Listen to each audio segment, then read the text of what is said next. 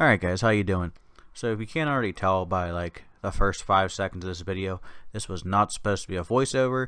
This was originally supposed to be a, live action talk and workout kind of thing like the last video, but the music at the gym was blaring and I really don't want to get hit with a copyright strike because I kind of do go on a couple tangents there.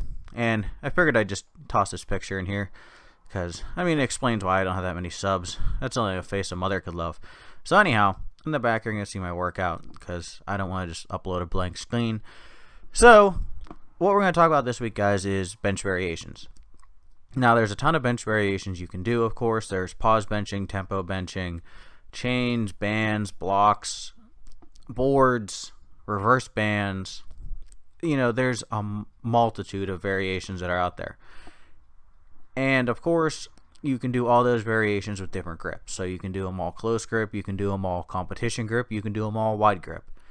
And then of course you can combine the variations. So let's just say there's an infinite number of variations, but eventually there's going to be a finite number, right? Anyways, so 2 weeks out from my PR on the program that I'll be putting out in episode 5 is Variations Week. So Variations Week is the last 2 weeks of the program. And the variations that I chose was slingshot bench, which you guys are seeing in the background. And also next week I will be doing reverse banded bench press. Now, with slingshot bench, I know the correlation between slingshot bench and my regular bench and my pause bench. My slingshot bench is 30 pounds above my touch and go bench. My touch and go bench is about 30 pounds above my pause competition bench. So slingshot bench is useful for me because, one, I worked up to a new PR on slingshot bench, so that means I got stronger.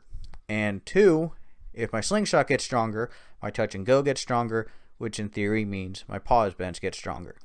Now next week, whenever I do reverse banded bench press, I also know the correlation because the last time I did reverse banded bench press it was about 25 pounds off each side, I did 310 for a triple. And that was the video. Actually, I didn't even put the video up on here. Put it on Instagram. Was the week I hit 315. So there's about a 5 to 10 pound difference between my reverse banded bench and my actual bench.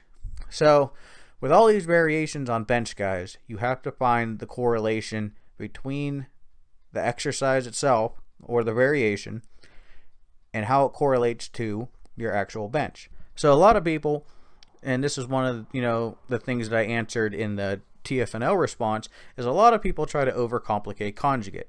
And like I said, if you start combining variations, you can quickly overcomplicate conjugate. The variations I run are very bare bones. I know the variations that work for me, and those variations might not necessarily work for you. That's something you have to experiment with.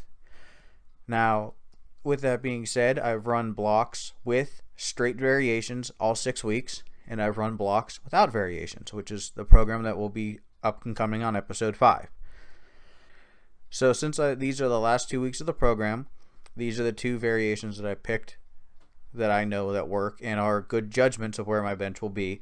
So going into the final week of this program, I have a pretty good idea where my bench is going to land, assuming, nothing goes wrong. I can miss groove or, I can be tired, all that typical bull crap, all the excuses everyone needs. For instance, in this workout, I had benched 4 times in 9 days. That might be why I missed the 365 in the video, but that's an excuse. And if you make excuses, you're just going to leave pounds on the bar. So leave your excuses at home, guys. Just go to the gym and do the work. So sorry this episode was kind of short. Like I said, if I had actually been able to talk in the gym, then it would have stretched out and been a little bit longer, but it is what it is. So I will be back next week with episode 3, which will be accessory work. And then we will be on PR week. And the final video will be what to do after your PR. All right, guys. See ya.